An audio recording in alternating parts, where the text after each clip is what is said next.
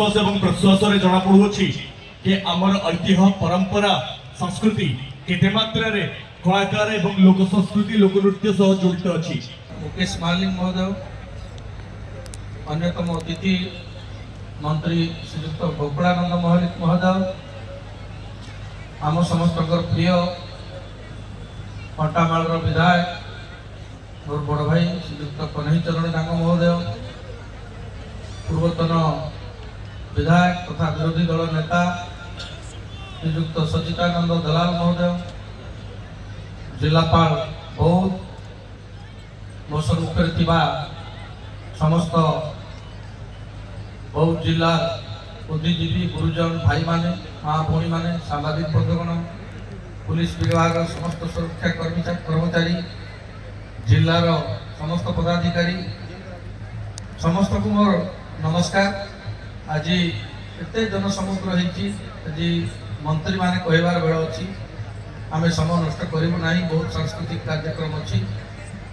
केवल आज आपण गोटे सूचना देवाई मुझे कहूँ आमर श्रीयुक्त लोकप्रिय मुख्यमंत्री श्रीयुक्त मोहन माझी आज गस्त कार्यक्रम थिला। आमर डिस्ट्रिक्ट हेडक्वार्टर हॉस्पिटल शुभ उद्घाटन हवा संगे संगे किछि उन्नयनमूलक कार्य आज शिलान्यास हेबार थिला। तांकर स्वास्थ्यगत कारणरू आमे एही कार्यक्रम को पोस्टपोन करूँ। खूब जल्दी आमर माननीय मुख्यमंत्री जिला को आसबे एवं जो जो कार्यक्रम रखा जाइतिला आज से कार्यक्रम गुड़ा को त्वरान्वित हेब, हॉस्पिटल केमती उद्घाटन हम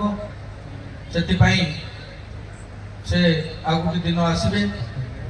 तेणु मो समस्त जनसाधारण को जड़े देवाक चाहूँगी जे मुख्यमंत्री जो लक्ष्य अच्छी विकसित बौद्ध गठन पाई गोटे समृद्ध बौद्ध समृद्ध ओडिशा गठन पाई जो लक्ष्य अच्छी से बौद्धर 1 नंबर स्थान अच्छी। तेणु मु विधायक हिसाब से निश्चित भाव में आम कंटामाल विधायक अच्छा आम 2 जन विधायक अच्छु। आम जिलावासी मान जो दीर्घ दिन स्वप्न अच्छी टूरिज्म क्षेत्र में, शिक्षा क्षेत्र में, गमनागमन क्षेत्र में, पीवा पानी क्षेत्र में जहाँ भी अच्छी मौलिक समस्या युद्धकालीन भितर पूरण करा।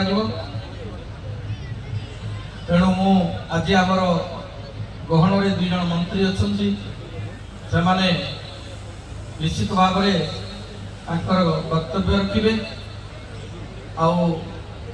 आपण माने जो कलाप्रेमी बंधु माने विभिन्न अंचल आसछन्ति जिला बाहर जो सुंदर रंगारंग कार्यक्रम करा जायछि आपण माने उपभोग करिवे।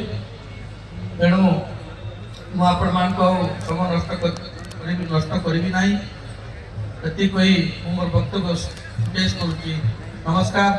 जय भारत, जय बौद्ध।